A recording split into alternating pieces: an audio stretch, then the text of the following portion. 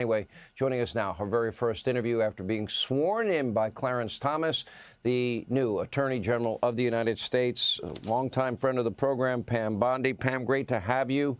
Well, Thanks, you've had Sean. your own shock and awe, 30 hours since being in office. Congratulations.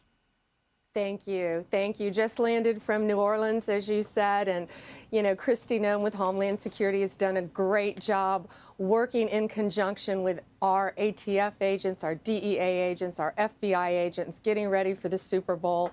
Also, Sean went out today and met with the family of Matthew Tonadaro. I met his mom, Kathy. He was killed on January 1st in that horrific murder in New Orleans, and I got briefed on that today. So it's been a very busy day. Met with over 30 members more of law enforcement in New Orleans, and they are prepared for the Super Bowl. Kathy Lanier with the NFL, they are crushing it out there, and they are going to keep New Orleans and Louisiana safe. And I'm proud to be part of that.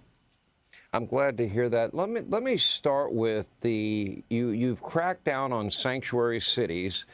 The DOJ has put a pause on all federal funding to sanctuary cities and states. You filed a lawsuit against Chicago and the state of Illinois for being a sanctuary city. Am I wrong in my interpretation that a sanctuary city is aiding and abetting in lawbreaking? Sean, what they're doing is they are choosing illegal aliens over the safety and security of their own citizens and the men and women of law enforcement who are out there trying to protect their citizens. Not only did we sue today the city of Chicago, we sued the state of Illinois, we sued the mayor, we sued the governor, and we sued others. And let me be very clear, if you don't comply with federal law, you're going to be next. What about those that we now know apparently tipped off the Tren de Aragua gang in Colorado prior to an ICE raid? Obviously, that would be breaking the law. Will we get to the bottom of that? Yeah, Sean, absolutely. And, that risk the lives of our great men and women in law enforcement. I mean, this is horrific what these people are doing to try to destroy our country, truly, and jeopardize the lives of law enforcement and our citizens. And Tom Homan is absolutely right to be appalled and furious.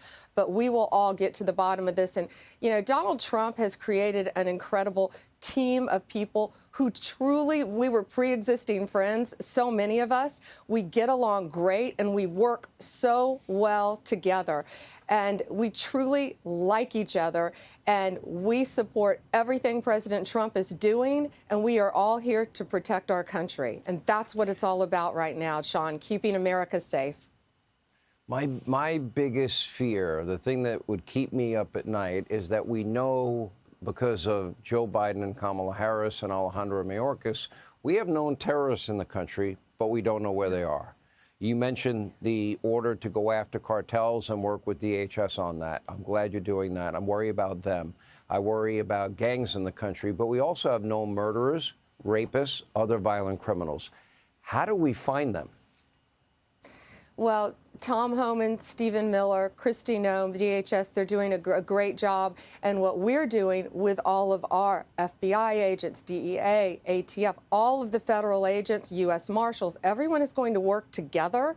And they're going to actually prosecute violent crime instead of weaponizing government. And that's what's been happening. And Mazie Hirono is wrong. It's the end of the weaponization of government and getting back to prosecuting violent crime and giving our great men and women the tools that they need in law enforcement to go after these horrific gangs, the drug dealers, the fentanyl dealers who are killing people on our streets every day, and the cartels. And we will do everything in our power to find them and eradicate them in our country. And that's thanks to Donald Trump and the many executive orders that he's issued.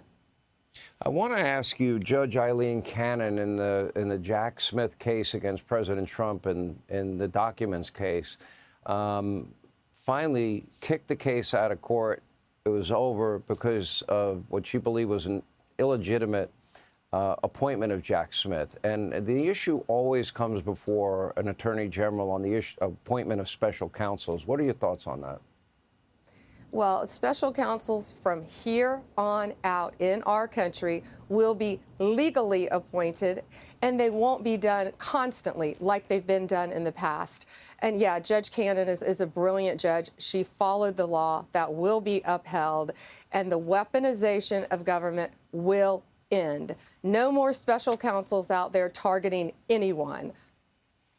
Yeah. When we talk about weaponization, I would say we didn't have equal justice or application of our laws with President Trump. I would argue that, okay, if top secret classified information is something worth raiding Mar-a-Lago about, why didn't they raid the 4 locations where Joe Biden had top secret classified information?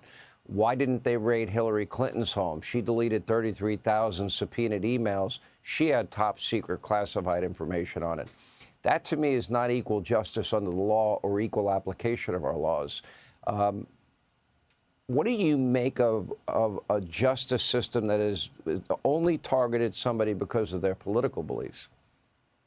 Well, it's a 2-tiered system of justice, Sean, and it will no longer be in existence in our country. Yeah, what Joe Biden did, of course, was he didn't even have the right to take classified documents, and we all know they were sitting in his garage, yet no one chose to prosecute him. They have targeted Donald Trump from day one. We've known this, we've always known this, and that is going to stop. We're going to get back to the core function of what our government, our law enforcement was intended to do: prosecute violent criminals and get them off our streets. Weaponization ends, and it ended the day that Donald Trump took office. And the American people saw that crystal clear because they elected him by a landslide. But, you know, we also saw, for example, you know, I know you know the value of Mar-a-Lago. It's worth over $1 billion. We had a judge in New York value it at $18 million, which was a joke and didn't care. You have local prosecutors like Alvin Bragg. The statute of limitations had run out on what was a legal NDA put together by an attorney and labeled as a legal expense, and then came up with a novel legal theory to go after Donald Trump. And they got away with that, and nobody on the left seemed to care. And I watched during your hearings and the hearings of others. Now, all of a sudden, the left, they never uttered a word. Their silence was deafening about unequal justice under the law. Now, all of a sudden, they seem to fear that which they did to Donald Trump might be done to them. Have you noticed the same thing I have? Well, sure. I saw it with Adam Schiff in his hearing. And in fact, he received a pardon from President Biden, which is very telling to me. He received a pardon along with Liz Cheney. They were more worried about Liz Cheney in my confirmation hearing than the crime in California that's skyrocketing. So it's truly remarkable, this double standard that they have been professing and projecting throughout our country. But it has ended, Sean. Let me ask a final question. I believe under Merrick Garland and Joe Biden that DOJ has been weaponized. With that, there are many, many employees at the Justice Department that were a part of that weaponization. Did they have an obligation not to participate in it, speak out against it? And if they didn't do so, would that be disqualifying in your mind? Sean, certainly. You have to follow the ethical standards of being a prosecutor, and you have to follow the law.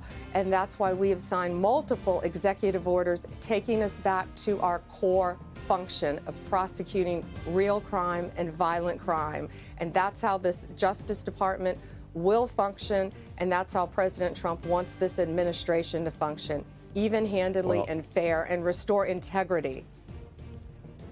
I've known you for decades. Honestly, that's probably the word that I would use the most to define you. You will bring integrity to the DOJ, return it to its former greatness, and we wish you all the best. We really appreciate you being on with us, and congratulations.